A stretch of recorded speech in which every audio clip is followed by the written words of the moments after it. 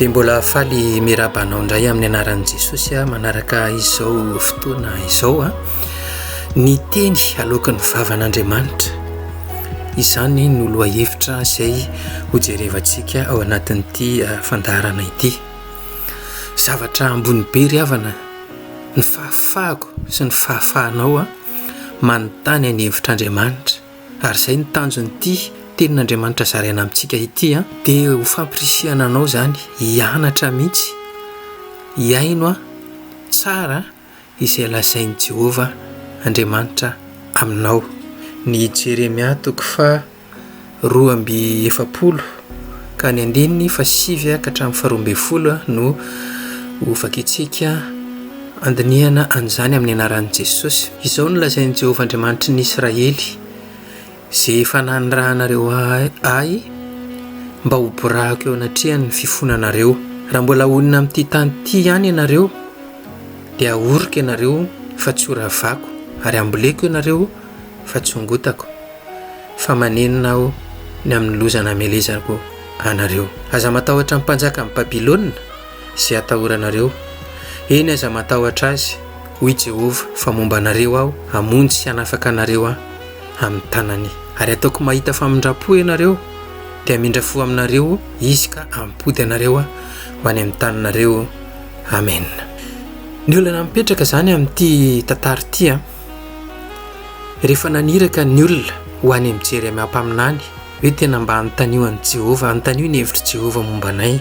Rehefa lasa tokoa nanontany an'i Jehovah Jeremia dia tsy niaino indray ireo olona ireo, nefa izay mihitsy nefa fahavoazana nanjo azy natonga azy may ka anontany an'i Jehovah tahaka an'izao. Tena ratsy zany dia izao mahita loza mandrakariva ny olona rehefa tsy manaraka feon'Andriamanitra. Aleo raha tsy manontany azy toy izay, manontany nefa tsy hanaraka an'izay lazainy. Tamin'ny fotoana jereo tsara izay nampanontanian'ireo olona ireo an'i Jeremia, faly Andriamanitra ary tena nanome teny mamy azy mihitsy. Izao no lazain'i Jehovah Andriamanitra ny Israely izay efa nanirahanareo mba ho borahako eo aminareo eo anatrehany fifonanareo. Aza matahotra ny mpanjaka amin'ny Babilôna, fa momba anareo hamonjy anareo hanafaka anareo amin'ny tanany Ny fanontaniana mipetraka amiko sy aminao amin'izay zany eo anatrehan'izany tantara vakintsika izany. Voalohany aloha hoe mety ve ny maka saina amin'ny olombelona? Azo atao ve zany? Ohatra hoe ray aman-dreny, ohatra hoe mpampianatra, ohatra hoe ray tam-po, ratsy ve zany sa tsy ratsy? Ry havana malala, tsy mandraran'izany mihitsy ny tenin'Andriamanitra.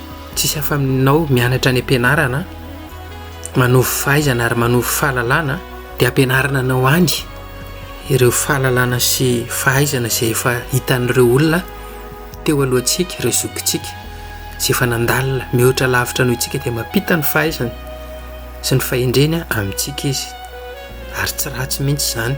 Dia aveontsika koa mba tafita mavita ny fianarana, zava-dehibe zany ary fijoroana vavolombelona. Misy fanontanian'ny kristianina ihany koa, indrindra rehefa tena hoe tena miditra lalina amin'ny finoana izy. Manahoana indray ny ao amin'ny momba ny dokotera? Fantatsika fa Andriamanitra dia manasitrana, kanefa ntsika makany amin'ny dokotera dia ahoana zany? So dia mba tsy mety zany? Tsy ry havana. Nomen'Andriamanitra fahendrena sy fahalalana ary fahaizana ny mpikaroka nahita ny fanafody samihafa, manasitrana ny aretina samihafa. Avy amin'Andriamanitra daholo ihany koa zany. Ary ny tenin'Andriamanitra mihitsy dia milaza ao amin'ny Romanina 9:20 manao hoe ny zavatra rehetra miara-miasa asoa izay tia an'Andriamanitra. Dia mitovitovy amin'izay fanontaniana izay daholo na dia ny toeran'ny kristianina eo amin'ny maha-olom-pirenena azy, ny fandoavan-kevitra, ny faditseranana sy ireo adidy maro isan-karazany eo amin'ny fiarahamonina. Ry havana malala, mazava tsara ny tenin'i Jesosy: aloavo ho an'ny Kaisara izay an'ny Kaisara.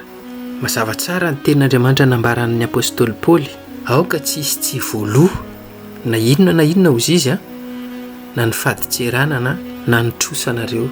Fa raha miverina kosa tsika eto amin'ilay fanontaniana an'Andriamanitra izay voalaza teo, ny amin'ny fanasitranana amin'ny alalan'ny vavaka, zava-misy ry havana tena azo anontaniana Andriamanitra, saingy izao manomboka amin'ny fotoana izay angatahnao andre izay lazain'ny fivavan'Andriamanitra aminao, manomboka amin'ny fotoana izay itenenany aminao dia mila atsahatra daholo ireo feo hafa, fa mila miaino ny feo an'Andriamanitra ianao izay fotoana izay. Fa ny fiainonao izay lazain'ny feo an'Andriamanitra, izay no famonjena ambony indrindra. Ahoana ary ny fomba fanontanian'Andriamanitra amin'izay?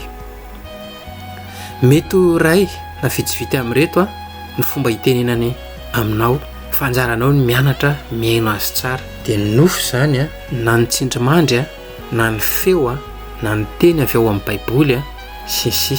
Tsy jery izay fomba hafa maro mety hitenenany amintsika, fa izay azonao ampiasaina andavanandro izao ianarantsika izao. Tanjona izany dia izao hoe raha tena ny vavan'Andriamanitra marina tokoa no miteny aminao, hafa mihitsy ny fiantraikan'izay eo amin'ny fiainanao. Alohan'ny hatorinao ara dia izao andeha mivavaka mangatany fitarihan'ny fanahy masina, fony amin'Andriamanitra avokoa ny fahotanao rehetra. Vita izay dia afaka mametraka fanontaniana amin'izay ianao hoe ohatra hoe raha sitraka ao dia aseho izay hevitrao Andriamanitra raha misafidy anao an'ity fianarana dokotera ity ohatra, amin'izay izay nofy ho asehony ianao rehefa matory ianao dia soraty ilay izy mba tsy ho adinonao rehefa maraina.